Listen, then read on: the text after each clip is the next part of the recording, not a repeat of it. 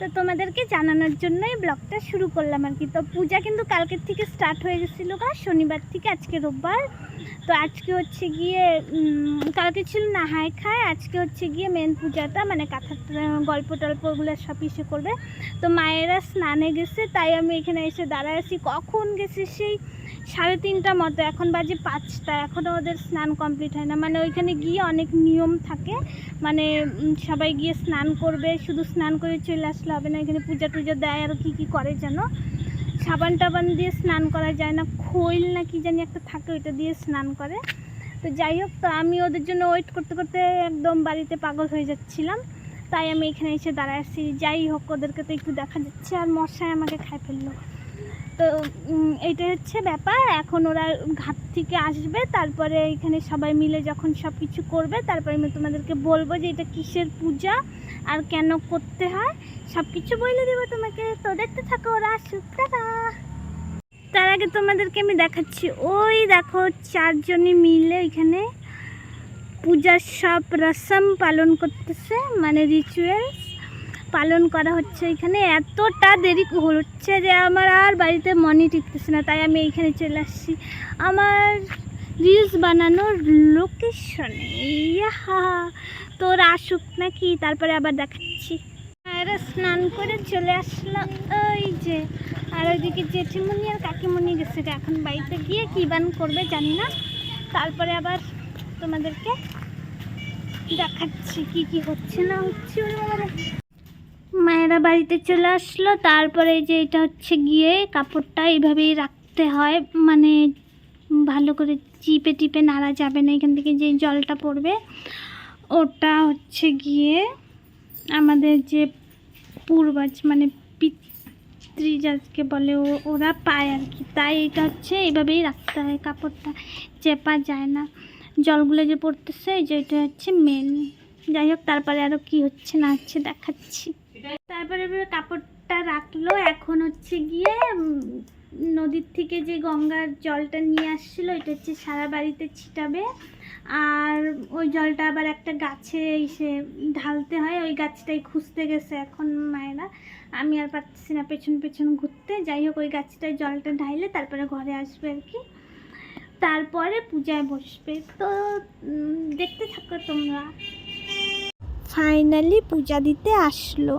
আস্তে আস্তে তাদের এতটাই লেট হয়ে গিয়েছিল বাড়িতে পুজো দিতে দিতে, মানে সবার বাড়ি বাড়ি পূজা দিতে দিতে যে অন্ধকারই হয়ে গেছিলো গা। যাই হোক, তারপরে আমি ফ্ল্যাশ দিয়ে তোমাদেরকে যেটুকুনো দেখাচ্ছি।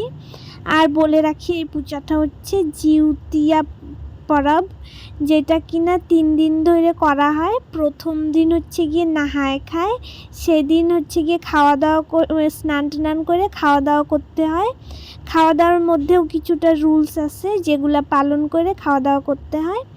তারপরে সেদিন মানে প্রথম দিন রাত্রিবেলা 3টায়, মানে রাত 3টায় ভোর 3টায় যাই বলো, রাত 3টায় উঠে মানে আমাদের যে পিতৃ আছে ওনাদের জন্য কিছু ভোগ দিতে হয়। যাই হোক, ভোগের মধ্যে থাকে মোস্ট ইম্পর্টেন্ট সেটা হচ্ছে পুঁটি মাছ, আরও অনেক কিছু যার যেরকম পছন্দ ছিল খাবার সেগুলোও দেওয়া যায়। তারপরে সেটা দেওয়ার পর রাত্রিবেলা পরে মায়েরা শুয়ে পড়ে। তারপরের দিন হচ্ছে গিয়ে যায় গঙ্গায় স্নান করতে, সবাই মিলে আর কি, সব মহিলারা মিলে গঙ্গায় স্নান করে আইসে তারপরে কাপড়টাকে অমনি রাইখে দিতে হয়, যেই কাপড় পরে স্নান করে আর কি, ওইটাকে ওইভাবে তুলে রাইখে দিতে হয়, কোনো মানে কাপড়টাকে চেপা টেপা যায় না।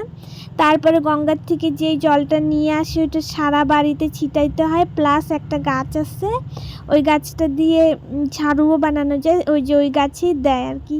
তারপরে বাড়ির ঠাকুরকে পুজো টুজো দেওয়ার পর এখানে সবাই মিলে যেটা এই পূজার মানে মেন, সেটা হচ্ছে গল্প শোনা।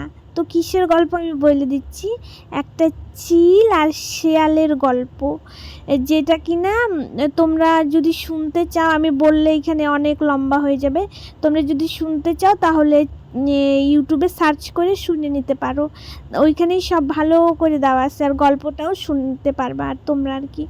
তো যাই হোক, এইটা এখানে শুনবে বসে বসে, আর ঠাকুরকে যে সব কিছু দেওয়া হইলো যার যেরকম ইসে দেয়। আমাদের পূজাটা বটগাছে বেল গাছের নিচে করে আর কি, মানে গল্পটা শোনে।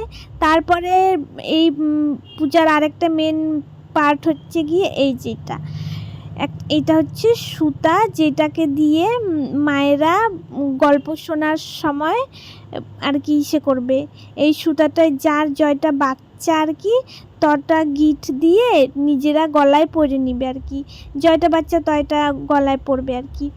সেই সুতাটা হচ্ছে গিয়ে পরে একদিন থাকবে, তারপরের দিন আমাকে আমার ভাইকে আমার মা নিজের গলার থেকে খুলে পরায় দেয় আর কি। এইটাই হচ্ছে মেন, মানে এই পূজাটা হচ্ছে গিয়ে মায়েরা ছেলে মেয়েদের এর সুস্থতা কামনার জন্য এই পূজাটা করে। তো যাই হোক, ওই সুতাটা হচ্ছে গিয়ে পরায় দেয়, পরে আমরা কিছুদিন পরি, তারপরে এটা খুলে রাইখে দিতে হয়। আবার সামনে বছর এই সুতাটা ভাসায় গঙ্গায় যখন যা স্নান করতে তখন এটাকে ভাসায় দিতে হয় আর কি, দিয়ে তারপরে আবার এই যে নতুন করে ইসে করতে হয়, পূজা করতে হয়, এটাকে হারানো যায় না। আর এই পূজাটা হচ্ছে গিয়ে মায়েরা নিজের বাচ্চাদের দীর্ঘায়ু আর হচ্ছে গিয়ে শরীর ভালো থাক, সুস্থ থাক বাচ্চারা, তাই নিজেরা এতটা কষ্ট করে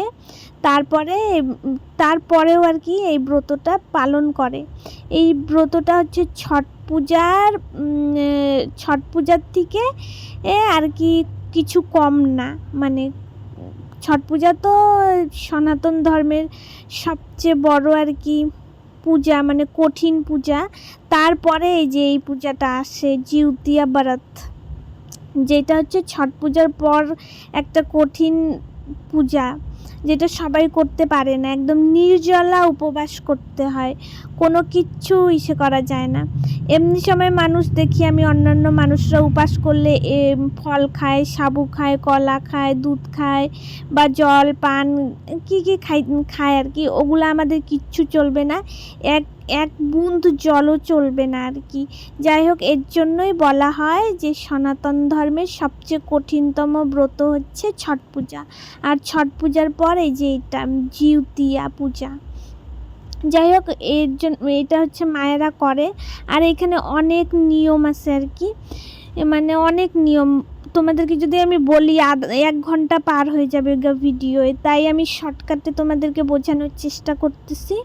তো তোমরা জানি না কতটা জানো, আর যদি ভালো করে তোমরা বুঝতে চাও বা জানতে চাও তাহলে হচ্ছে গিয়ে আমাকে বললো, আমি একটা এই বিষয়ে লম্বা মানে সব ডিটেলসে বলে দিবনি কি করতে হয় না হয়, একদম সব ইউনিক আর কি।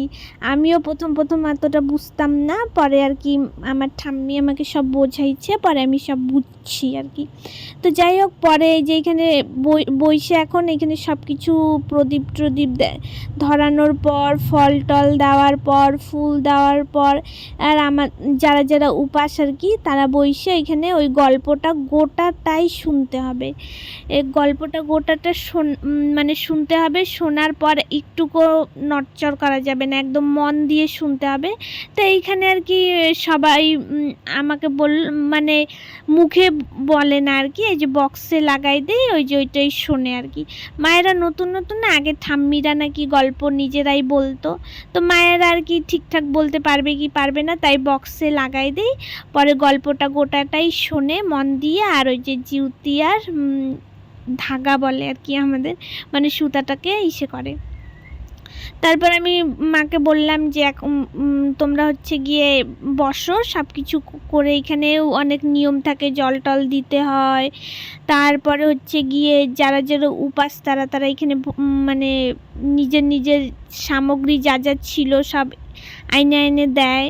তো তো ওগুলাই সব জোগাড় যন্ত্রণা করতেছিল। ওই যে এখন সুতাটা বাঁধা শুরু করে দিছে, দেখো মাইপে মাইপে গলায় যে কতটুক লাগবে না লাগবে। এই যে সামনেরটা হচ্ছে আমার জেঠিমুনি, উনি প্রথমেই করতেছেন, কারণ হচ্ছে গিয়ে ওনারটা দেখে দেখে আমার মা কাকি করবে। আর পেছনে আমার ঠাম্মি বসে আছে, আর ঠাম্মিও বলে দেয়। আর ঠাম্মির বয়স হচ্ছে তো একটু, এতটা সব মনে রাখতে পারে না, তাই আর কি। যাই হোক, তাও আমার ঠাম্মি। তো এখানে এই যে সুতাটা বাঁধতেছে ওরা, আর আমি নিজে অনেকটা কনফিউজড ছিলাম কিভাবে ভিডিওটা করব না করব, কারণ রাস্তার ধারে এক তো আমাদের এই পূজা মানে আমাদের বেলগাছটা, দুনিয়ার লোকজন, আর ওইখানে পুরাই অন্ধকার। আমি যদি ফ্ল্যাশ না জ্বালাইতাম তোমরা মানে এইটুকুনও বুঝতে পারতা না, তাই আমি ফ্ল্যাশটা জ্বালাইছি। তা ওরা যদি ফোনের দিকে তাকায় তাহলে চোখটা যেন কেমন দেখা যাচ্ছিল। আর যতই বলো ওরা হচ্ছে গিয়ে উপাস আছে না, ওদের মুখটা একটু কেমন দেখা যাবেই। যাই হোক, তাই আমি বলি আমাদের মায়েরা আমাদের জন্য কি না করতে পারে। নিজেদের এতটা কষ্ট হচ্ছে, আমার মা সুগারের পেশেন্ট, তাও এই যে ছট পূজা বলো, জিউতিয়া বলো, সব করে। সব কিসের জন্য? এই যে আমার জন্য আর আমার ভাইয়ের জন্য। তাইলে মার মিশেটা আর কি বলবো, কোথায় রাখতে হয়? মাথায়। যাই হোক, ভগবান আমাদের জন্য নিজের এতটা শরীরে অসুবিধা নিয়েও নির্জলা উপবাস করা, মুখের কথা তোমরাই বলো। তো এগুলো একমাত্র মায়েরাই করতে পারবে, আর পৃথিবীতে কেউ করবে না মায়েদের ছাড়া। যাই হোক, আমি বেশি একটু ইসে হয়ে যাচ্ছিলাম। তো এইখানে এই যে যার আর কি যে কয়টা বাচ্চা আছে সে কয়টা গিঠু দিয়ে তারপরে মালাটা পরলো। আর আমাদের সিঁদুর হচ্ছে গিয়ে নাক থেকে পরে আর কি পূজা টুজার সময়। আর কি বলে এটাকে, ছট পূজায় আর কি, পূজার সময় আমাদের সিঁদুরটা হচ্ছে নাক থেকে একদম কপাল অবধি, মাথা অবধি ঠেকায়। আমার দেখতে বেশ মানে অনেকটাই ভালো লাগে। তো এখন আমাকে বলছে, আচ্ছা যাই হোক, তুমি হচ্ছে গিয়ে ক্যামেরাটা বন্ধ করে আমাদেরকে কাঁথাটা মানে গল্পটা করো, চালিয়ে দাও, আমরা যেন শুনি। আর একটা ব্যাপার, আমি পরে আর কি বলে এটাকে, গল্পটা চালাইছিলাম, তারপরে দেখি রাস্তা দিয়ে যেই লোকই যাচ্ছে আর কি, সবাই তাকায় যাচ্ছে, ভাবতেছে মানে ওরা যে কি হচ্ছে, ব্যাপারটা তো কিছু বোঝা যাচ্ছে না, এখানে কি হচ্ছে না হচ্ছে। তো যাই হোক, পরে আর কি এটাই হচ্ছে ব্যাপার। তো তোমাদের যদি এই বিষয়ে ডিটেলস কোনো ভিডিও লাগে তাহলে আর কি আমাকে বললো, আমি একদম ফ্রেশ করে দিয়ে দিবনি। তো কেমন লাগলো ভিডিওটা অবশ্যই জানিও, আর এরকম ব্লগ দেখতে তোমাদের কেমন লাগে সেটাও বললো। So tata, bye bye.